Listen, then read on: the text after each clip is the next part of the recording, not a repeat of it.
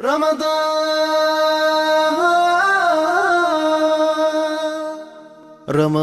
يا رمضان يا نفحة الرحمن، رمضان يا رمضان شهر جود وغفران، رمضان يا رمضان يا نفحة الرحمن، رمضان يا رمضان شهر جود وغفران.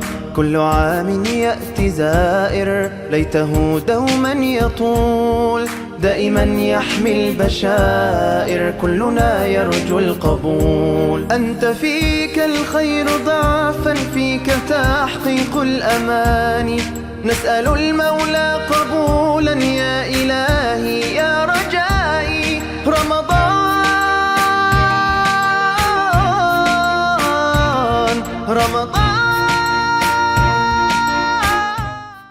Assalamu alaikum wa rahmatullahi ta'ala wa barakatuh. You are welcome to another beautiful edition of Pathway to Jannah from the stable of Ames Media Company Limited. I'm sure by now some of you will be following. As I'm saying it, you're saying it after me, as in you're following me to the point where we are going to land together. So I remain Mariam Thalban, your host, and today I want to ask you one interesting question. What have you been eating your sahur with? Remember that we've had this during some of the previous episodes, but I want to remind you that you need nutritious meals. I mean, meals that are packed with nutrition that would help you stay strong and stay sane. I mean, conscious all through the day, especially because there is no relaxing, there is no relenting. This is the last part of Ramadan where we are seeking the night of majesty. And it is not just at night.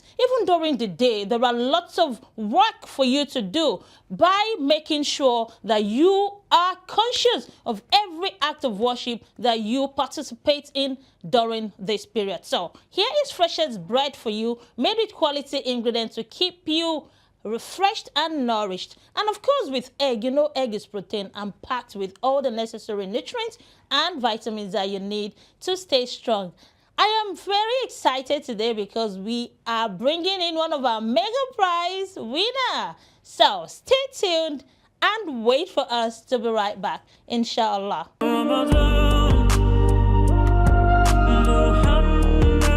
أعوذ بالله من الشيطان الرجيم.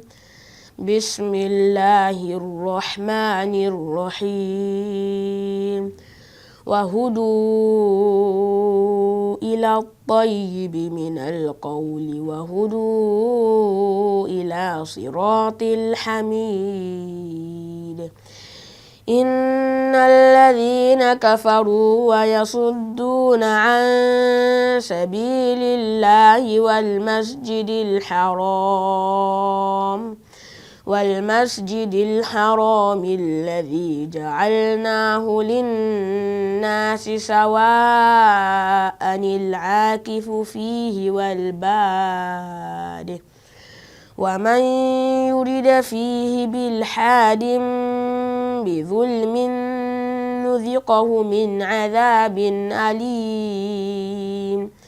وإذ بوأنا لإبراهيم مكان البيت ألا تشرك بي شيئا وطهر بيتي للطائفين والقائمين والركع السجود.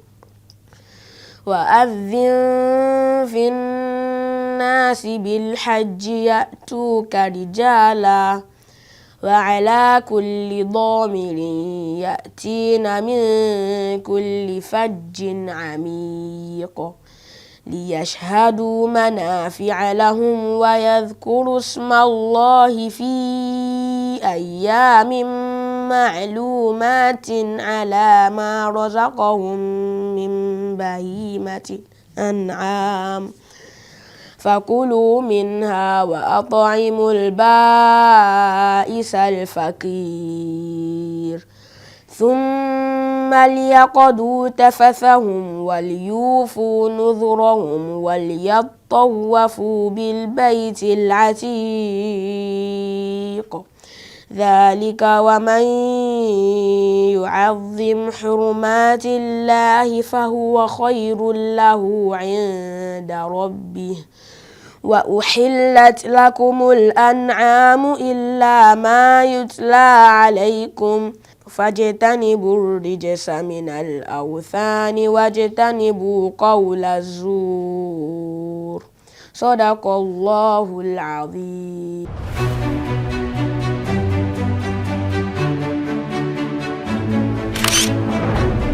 My name is Abdulaziz Jibril Salahuddin. I'm the General Manager of Signature Global Real Estate, and I also serve as the Group CFO of Standard Group Holdings.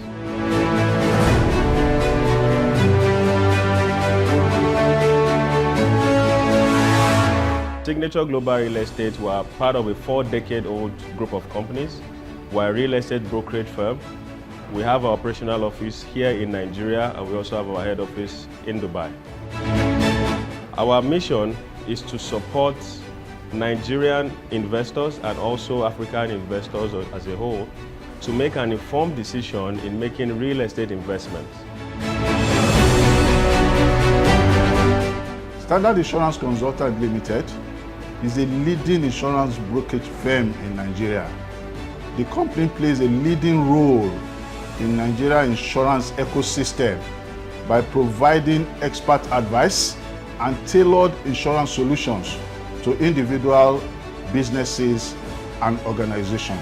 So as a whole, for us, the idea is to just continue to assist Nigerians and Africans to make good decisions when they are making their real estate investments right across the globe.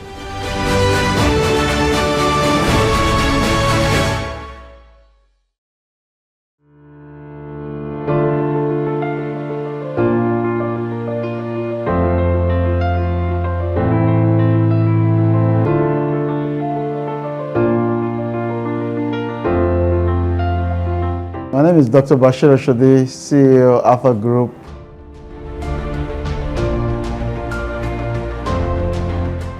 Alpha Group is a financial conglomerate. It's got several subsidiaries. We do asset management, financial advisory, we do real estate, a couple of other portfolios.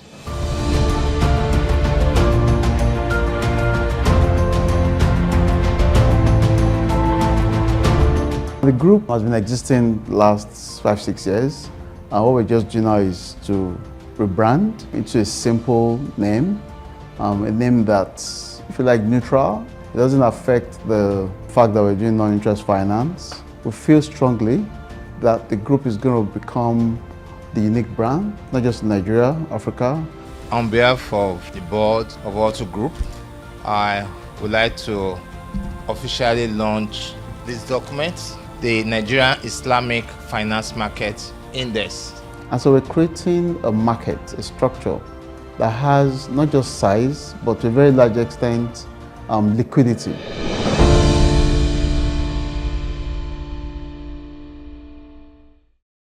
Kafin fitowar rana na farka don baiwa iyali na ingantaccen ƙarin kumallo da suke bukata domin tunkara wannan rana mai cike da ayyuka. Mummy, yau zan iya samun babban kofin Milo. Ni mama. Wannan ya wuce ƙarin kumallo, lokaci ne na musamman na iyalinmu. To fa, anya akwai sauran Milo da baba zai samu. Muna murna da zagayowar watan Ramadan tare da sinadarin da ke cikin Milo.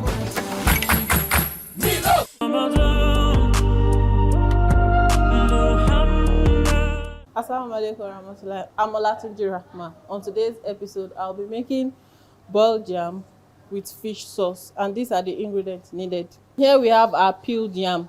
We have some on fire boiling already, after which we are going to make our fish sauce. So now I want to blend my rodo with tomato and onions.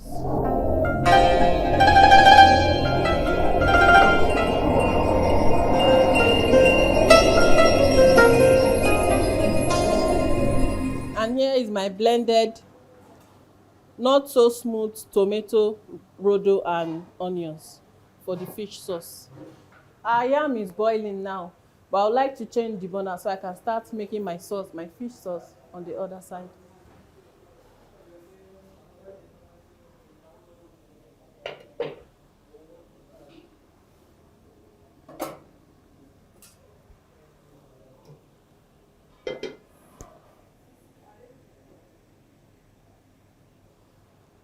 So I want to make my fish sauce. I'll start by adding oil into the pot.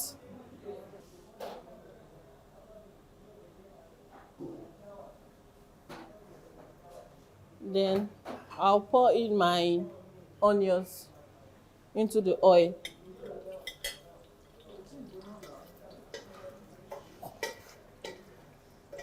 I want to pour in my blended, not too smooth blended tomatoes, rodo, and onions.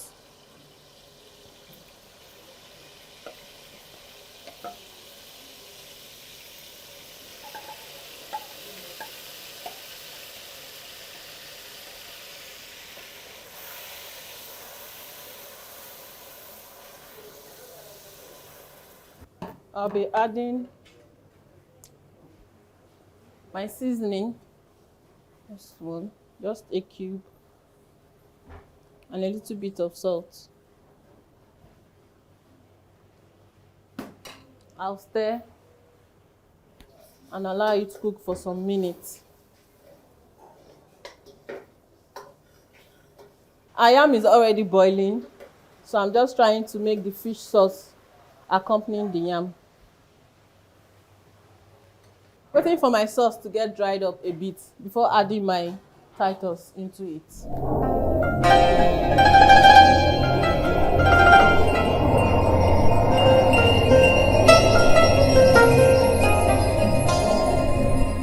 The sauce is getting steamed already. I want to pour my already boiled and seasoned Titus fish into it.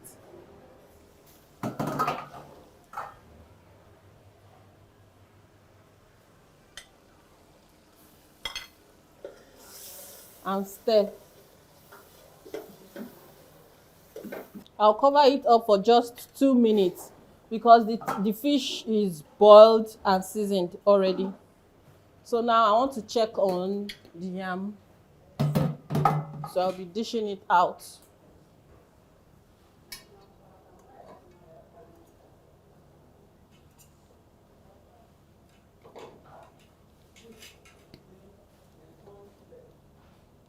I've already scooped my yam. Our fish sauce should be ready by now.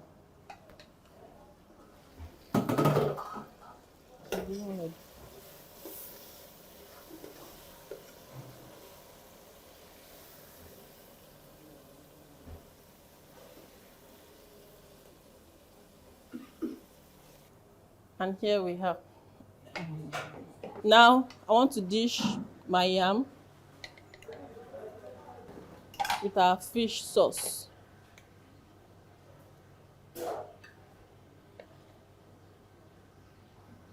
And here, this is how we do it at Labule. Boiled yam with fish sauce. This is actually a perfect meal for iftar, and you can pair it with a cup of tea or a chilled juice. Kafin fitowar rana na Afirka, don baiwa iyali na ingantaccen ƙarin kumallo da suke bukata domin tunkara wannan rana mai cike da ayyuka. Mami, yau zan iya samun babban kofin milo. Ni ma Maru. Wannan ya wuce ƙarin kumallo, lokaci ne na musamman na iyalinmu. To fa, anya akwai sauran milo da baba zai samu. Muna murna da zagayowar watan Ramadan tare da sinadarin da ke cikin milo. Kullum nakan tashi cikin tsafta. Tabbas ina ta kasancewa cikin sheki da kyau da walwali. Idan da Shocklin, kayana kullum suna kasancewa cikin tsafta a shirye.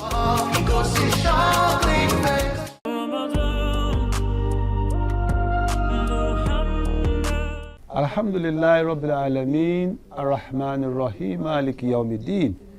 Brethren in faith, brothers and sisters in Islam, Assalamu alaikum wa rahmatullahi wa barakatuh. Wa alaikum salam wa rahmatullahi wa barakatuh. We are still on the life, the illustrious life of the greatest of human beings, Prophet Muhammad.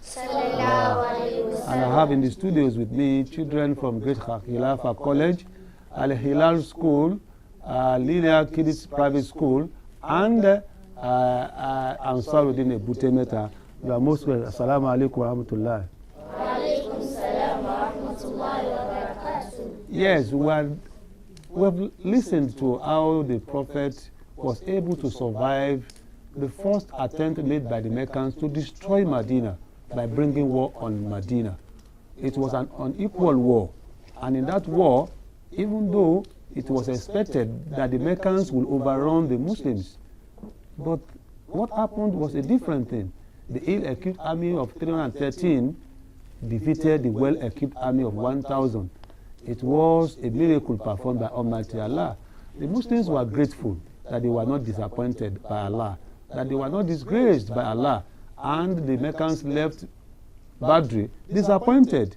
And one would think with that, they would just go back home and allow the Muslims to live their lives undisturbed.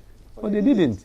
Just like every disbelieving people who would never stop until they meet their Waterloo. The Meccans started planning again, and in their plan, just 2 years after Badr, they came again, and in this time around, they mobilized 3,000 soldiers. Don't forget, in the last one, they came with how many? 1,000. This time, they now triple it, 3,000 well-equipped army. And they said, this time around, if 1,000 cannot beat you the first time, 3,000 should be able to do it now. And when the Prophet got wind that they are coming again, just like he would normally do. I told you, he was never a dictator. He was never an autocratic leader. He's a leader that will always, build consensus amongst his people. And for that reason, he called the people, what do we do? And they told him, what can we do? We need to mobilize again. If we can defeat them at Badr, we can also do it now. So they mobilized, and the Prophet left Medina. He left Medina with 1,000 soldiers. He was able to collect 1,000 soldiers. But something happened while they were on their way. In Medina, there were hypocrites. Hypocrites were persons who pretend to be Muslims, but who are not Muslims. They were led by a man called Abdullah ibn Ubay. He whispers into the ears of those who had joined the army of Muslims. And he said, are you going to the war? Hey, you are going to the war that you will be killed. The Meccans are bringing 3,000. Will you be able to withstand them? And 300 people out of the 1,000 people who had initially made their intention known that they would join the war withdrew from the party. And how many will be remaining? 700. So you can see, even from before leaving Medina, it was a difficult war they are going to face. 1,000 people showed up, but before they could leave, 300 withdrew, and only 700 went with the Prophet. They met the kuffar, the unbelievers, not too far from Medina, because they must prevent them from entering Medina. And that was why they moved out, because the intention of the Meccans was to come in and destroy Medina and kill the Prophet. So they went out and met them at a place called Uhud. When they got to Uhud, because the Prophet arrived Uhud before them, he looked at the land. Don't forget, I mentioned to you that the Prophet was a strategic planner. And there were two mountains standing apart from one another.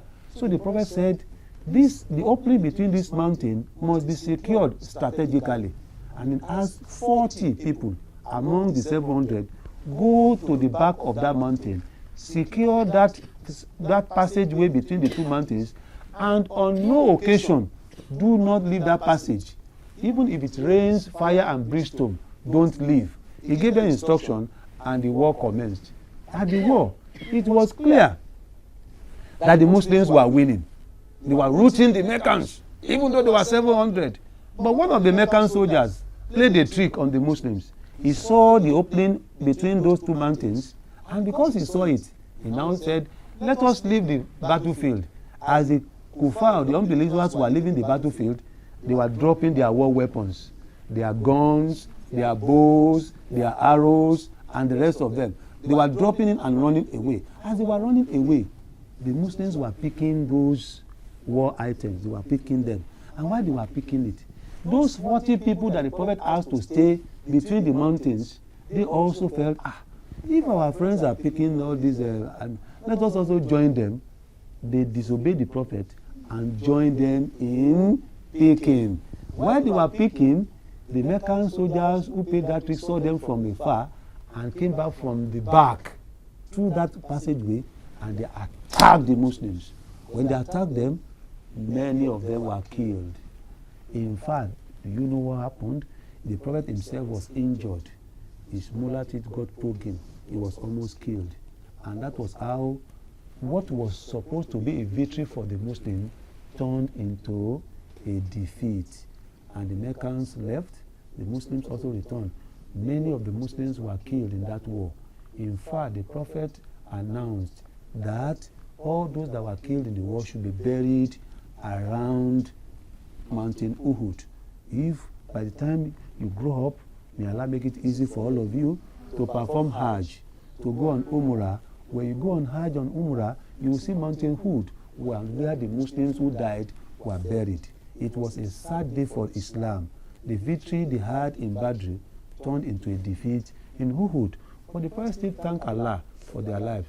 And one of the lessons to learn is that the Muslims lost that battle because of the disobedience of the 40 Ashars. Those 40 soldiers that the Prophet asked, if they had stayed there, there was no way the Kuffar would have come from behind to attack them. After this incident, one will say, okay, because the Meccan thought they won, they will take the victory and allow peace to reign. They didn't allow peace to reign again. In fact, the year after, they came again. And this time around, they came with a bigger army. That was not even the issue. The issue is that they even wanted this time around, they want to come into Medina. And they also aligned. That is, they made agreement with the hypocrites of Medina. If you attack them from outside, we will attack them from inside. And that battle was called Battle of Confederates. That is, all the enemy tribes in Arabia, they formed an alliance, a cooperation against the Muslims. And they were coming. And they said this time around, we must see the hand of Muhammad, we must see the hand of the Muslims. We must destroy Medina. The Prophet got to know, and Allah informed the Prophet, just like he did in Badr, just like he did in Uhud. He called the Muslims, what do we do? Everybody was suggesting. Somebody said, let us go out and attack them. Somebody said, no, we have to start praying from now. A man who was from Persia, who just embraced Islam a day to that time, he raised his hand up in the mosque and he said, I want to talk. The Prophet said, you should talk. And the man said, this war I want to fight is a very difficult war.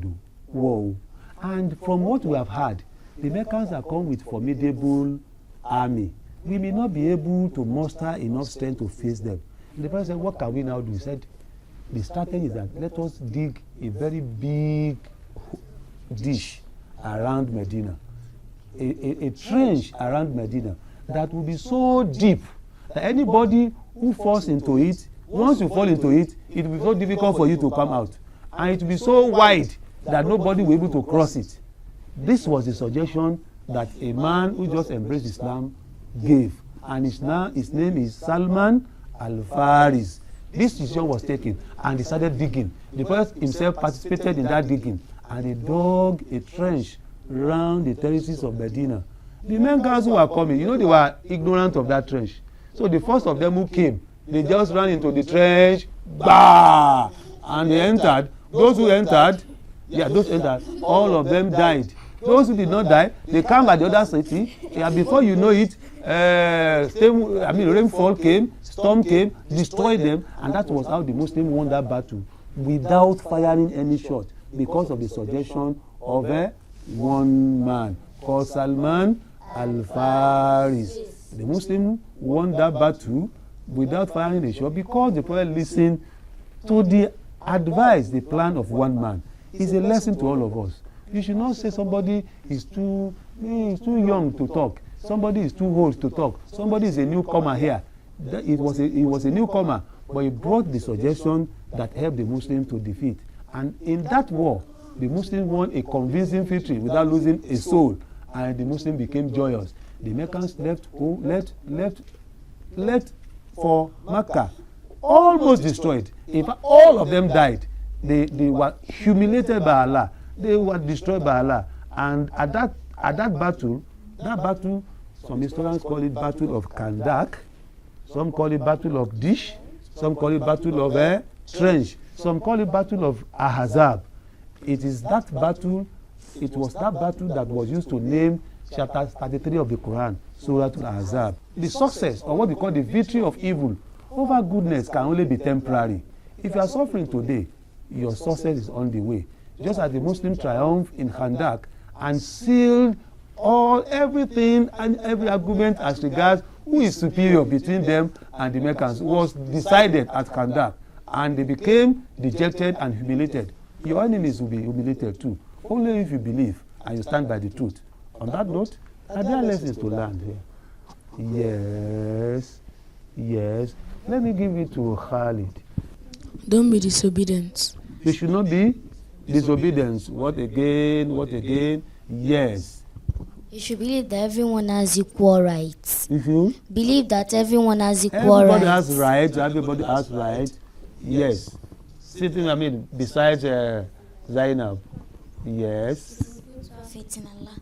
To have faith in Allah. Yes. It's good to have faith in Allah. And like I said, when you see evil, thriving over goodness, it is temporary. The Meccans were joyous because they won half-hearted victory at Uhud. They felt they had something, but it didn't last. They came back in Khandak, in trench, and they were sorely humiliated. That is the way of Allah. My viewers at home, I hope you have enjoyed this. We are now moving gradually to the end of the illustrious career of Prophet Muhammad sallallahu alaihi wasallam. He's now in Medina. We want to see how far he is able to go. And for that reason, we'll meet you tomorrow, inshallah, when we're going to look at the Treaty of Hudaybiyah, the conquest of Mecca, and the final farewell pilgrimage, and how the Prophet transited to heaven, to his death, and all that we'll do tomorrow, inshallah. Wassalamu alaikum wa rahmatullahi wa barakatuh.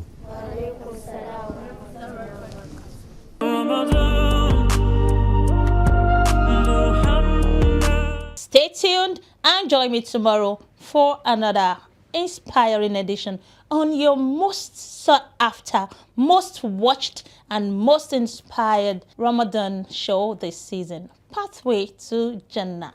Assalamu alaikum wa rahmatullahi wa barakatuh.